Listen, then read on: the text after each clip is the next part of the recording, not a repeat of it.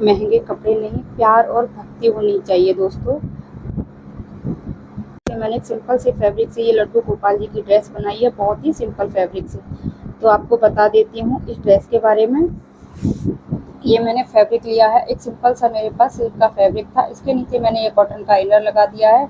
इसकी लेंथ और विड्थ मैं आगे आपको समझाऊंगी कैसे बनानी है। तो इसकी लेंथ की मैंने 4.5 इंच रेडी हो चुकी है, और इसी के फैब्रिक का मैंने नीचे इनर ले लिया था कॉटन का, और ये था ऊपर का फैब्रिक सिल्क। इसमें मैंने एक लेस लगा ली है, और इसके ऊपर 2 मैं गोटा पट्टी वाली लेस लगाऊंगी। इसी तरीके से छोटी छोटी डिटेलिंग करके ना आप ड्रेस का पूरा लुक चेंज कर सकते हो प्यार से। और अगर भक्ति से ड्रेस बनाओगे ना तो ऑटोमेटिक आप कितनी भी सिंपल बनाओगे ना वो भी बहुत यूनिक लगेगी। तो ये मैंने अपने कान्हा के लिए बनाई है, क्योंकि मेरा बहुत दिन से मन था कि मैं अपने कान्हा के लिए इस तरीके की ड्रेस बनाऊं, और इसी फैब्रिक की।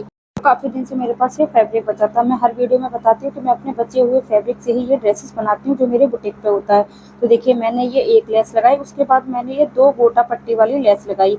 लेंथ और विड्थ मैंने आपको बता दी, 4.5 इंच इसकी लेंथ विड्थ है, और 40 इंच इसकी लेंथ है।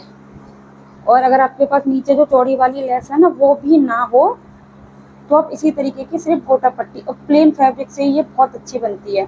अब मैं बताती हूँ इसमें प्लेट्स कैसे बनानी है। तो मैंने हर वीडियो में बताती हूँ, और इसमें जो प्लेट बना रही हूँ वो 2 व 2.25 इंच पर बना रही हूँ। इस तरीके से पूरे पर मार्क कर लेंगे, और ये मैंने हर एक वीडियो में बताई हुई है कि पहले वाले मार्क को उठाना है और दूसरे वाले मार्क के ऊपर मिलाते जाएंगे। इस तरीके से जो हम एक लाइन का गैप रखते हैं ना उतना ही हमारी प्लेट्स में गैप होना है। अगर आप विदाउट मार्किंग के भी इस तरीके की प्लेट बना सकते हो तो बना करके रेडी कर सकते हो। तो चलिए पूरी प्लेट्स बना लेती हूँ, और कुछ भी समझ में नहीं आता है तो कमेंट करके पूछ सकते हो।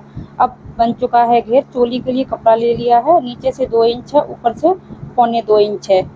और इस तरीके से अगर आपके पास कॉटन का ही फैब्रिक है तो डबल यूज़ कर सकते हो। ये थोड़ा सिल्क का तो नीचे मैंने इसके कॉटन का इनर लगाया हुआ है, और इस तरीके से फोल्ड कर देंगे। और सिलाई लगाते हुए 3 साइड में, एक साइड से ओपन रखेंगे, और जो चौड़ा वाला हिस्सा है ना वो नीचे की तरफ माना जाएगा, और जो खुला हुआ हिस्सा है वो ऊपर की साइड मतलब गर्दन की साइड आएगा।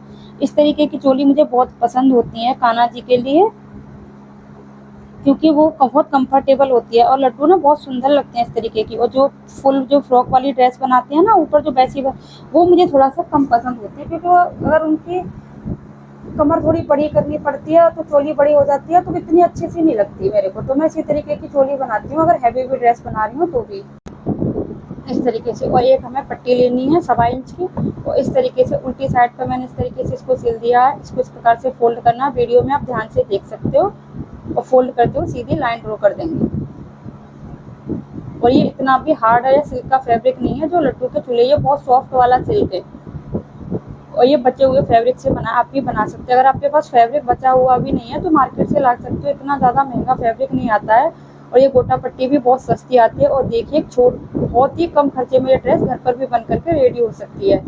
और अगर किसी को मेरे से परचेज करनी है नियर बाई तो आप मेरे से कांटेक्ट कर सकते हो, मैं आपको बना के दे दूँगी। क्योंकि बना भी लेते हैं सब लोग, तो इस तरीके की फिनिशिंग और फिटिंग नहीं मिलती है तो लोग कंफ्यूज हो जाते हैं कि आपने तो बनाई थी, क्योंकि मेरे पास कई बार कमेंट आए हैं। इसीलिए मैं आपको पॉइंट टू पॉइंट सारी चीज़ें समझाती भी हूँ कि किस साइज़ में।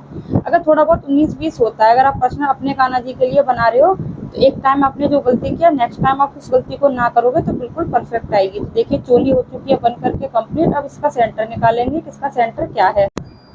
और सेंटर को निकालने के बाद इन दोनों पार्ट्स को हमेशा मेजर करें कि ये दोनों बराबर। ये अगर थोड़े भी छोटे बड़े होते हैं ना तो उसके बाद ना ड्रेस जब हम उसको खोलते हैं ना तो थोड़ा सा ऑड सी लगती है, तो इस चीज़ को हमेशा याद रखें। तो देखिए इसका सेंटर निकालना है इस तरीके से। और सेंटर निकालने के बाद इस चोली को देखो किस तरीके से रखना है। अगर इसे इसकी कमर लगाने के बाद भी हम इसको लगा सकते हैं, लेकिन इसको मैं इस बार इनविजिबल लगा रही हूँ, कमर में ही अटैच कर दूंगी, क्योंकि मैंने आपको दिखा दिया इस तरीके से सीधी आएगी। तो इस तरीके से इसको रखना है, दोनों के उल्टे पार्ट्स को एक दूसरे से मिलाना है। इसका भी सेंटर ही निकालना है, चोली का सेंटर से सेंटर मिलाते हुए। और एक सिलाई लगा देंगे। अगर आपको सिलाई नहीं लगानी है तो पहले पिनअप कर लो, लेकिन मैं सिलाई लगा लेती हूँ क्योंकि बाद में जब हम इसमें डोरी डालते हैं तो भी पिनअप इनको निकालना पड़ता है। अगर इधर से उधर खिसक जाती है ना तो बहुत ऑड सी लगती है।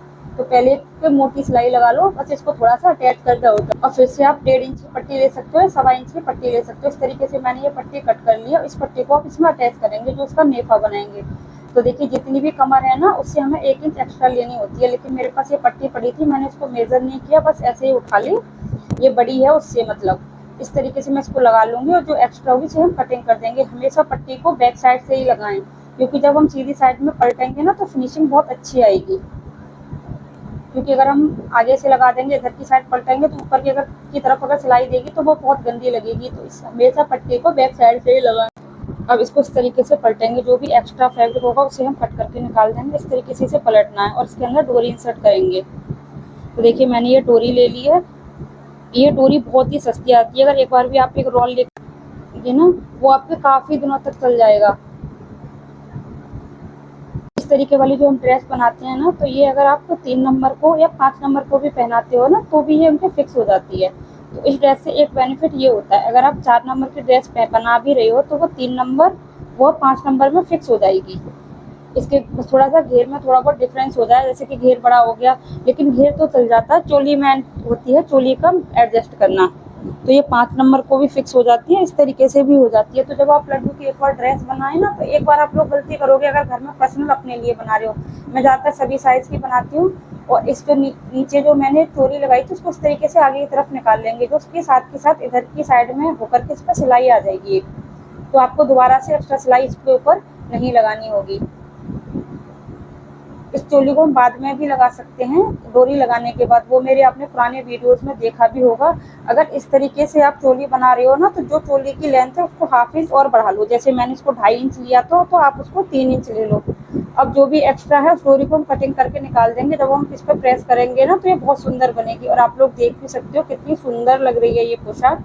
इसमें कुछ नहीं किया है, थोड़ी सी डिटेलिंग करने से भी इसका पूरा लुक ही चेंज हो गया है। अब इस पर हम इस तरीके से लटकन बना करके लगा देंगे।